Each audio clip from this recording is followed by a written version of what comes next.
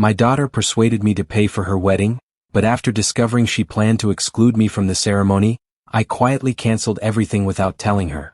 It was hard to believe how much things had changed, how far we had drifted from the time when everything was so simple, when she was just my little girl. I remember the days before the divorce like they were yesterday. The two of us side by side, whether we were at the park, in the car on a Saturday drive, or even sitting in the living room watching cartoons while she made up silly stories. Those were the moments I thought would never end. I didn't know it at the time, but they were the golden days, the calm before the storm. When my wife cheated, everything shattered. The home, the trust, and most painfully, the relationship with my daughter. I couldn't make sense of it at first. How could a woman who vowed to love and cherish me betray me like that? How could my daughter just watch it happen and not say a word? But soon I realized that her mother wasn't just tearing our marriage apart, she was putting up walls between me and my daughter. It wasn't long after the divorce that I found out my daughter was no longer interested in speaking to me. She moved in with her mother and our communication evaporated. At first I kept trying, sending messages, writing letters, even calling her phone, hoping that one day she'd respond. But the phone never rang with her voice, the messages were left unread, the letters unanswered. There were times when I wondered if it was truly her making the decision or if her mother was playing some twisted role in keeping us apart. I remember the day I decided to show up at her mother's house. I stood at the door holding my breath, praying that maybe just this once she'd let me in.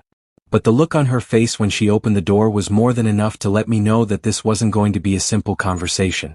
She didn't even try to hide the disdain in her eyes as she told me that my daughter didn't want to see me, and she made it clear that I should stop trying. My heart sank, but I didn't give up just yet. I kept calling, kept hoping that maybe she just needed space, that eventually she'd reach out to me. But after months of silence, I began to face the reality that my daughter had made her choice. She had shut me out and there was nothing I could do. It hurt in ways I couldn't explain, like an empty ache that seemed to live in my chest. I tried to push through it, but the pain never quite faded. Eventually I stopped reaching out. I had to stop chasing someone who no longer wanted me in their life. I didn't want to be the man she resented, so I waited quietly, hoping one day she might remember me. Years passed. There were moments where I almost felt I was starting to heal, but I couldn't forget her. I couldn't forget the little girl who once looked up to me with admiration, the girl who used to laugh at my terrible jokes, the girl who held my hand when she was scared. She was still my daughter, even if she wasn't mine to call anymore. And then, out of nowhere, she contacted me. It felt surreal when I saw her name on the screen of my phone.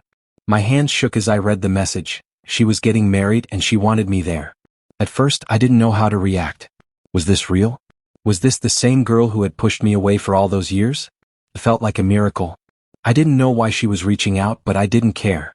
I was going to see her again. I was going to be part of her life, even if it was only for a brief moment. I agreed to meet her at a restaurant we used to visit. The excitement I felt was overwhelming, but as soon as I saw her, I could tell something was off. She seemed distant, almost uncomfortable. It wasn't the joyful reunion I had imagined. She sat across from me, looking down at the menu as though it were the most important thing in the room. I pushed my worry aside, telling myself that maybe it was just nerves or the weight of the wedding planning that had her on edge. But then she started talking about the wedding, and I could sense something wasn't right. Her words seemed rehearsed, her tone flat.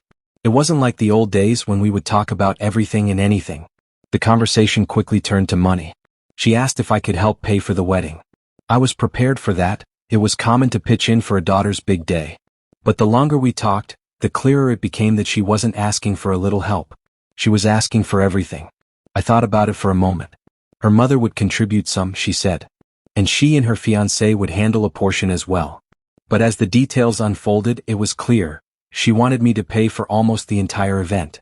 She wanted a lavish wedding, one that could only be paid for by someone who had no worries about money. I could tell from the look on her face that there was no negotiating.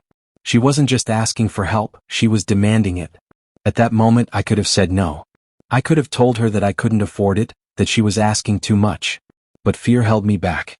Fear that if I said no, I would lose her again. Fear that this moment of connection, the first in so long, would slip away just as quickly as it had come.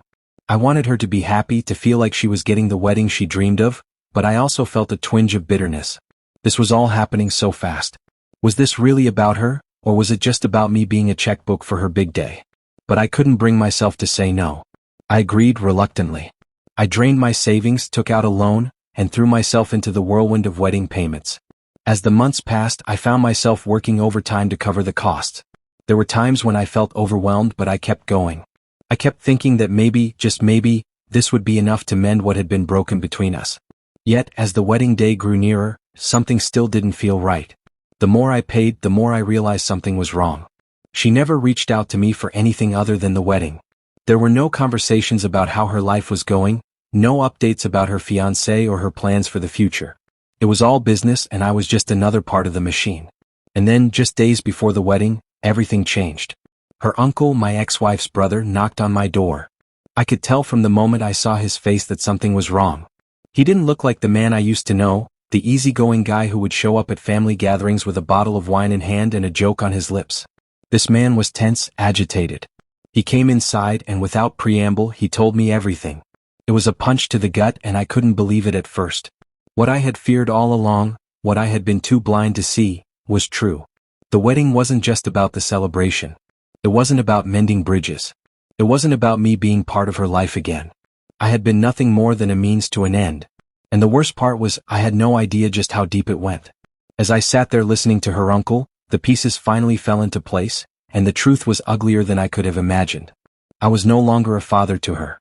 I was just a person she could exploit, a bank account with a heartbeat. The trust one had given her, the love I thought she still felt for me, had all been for nothing. The wedding? It was never about me. It was about what I could give her.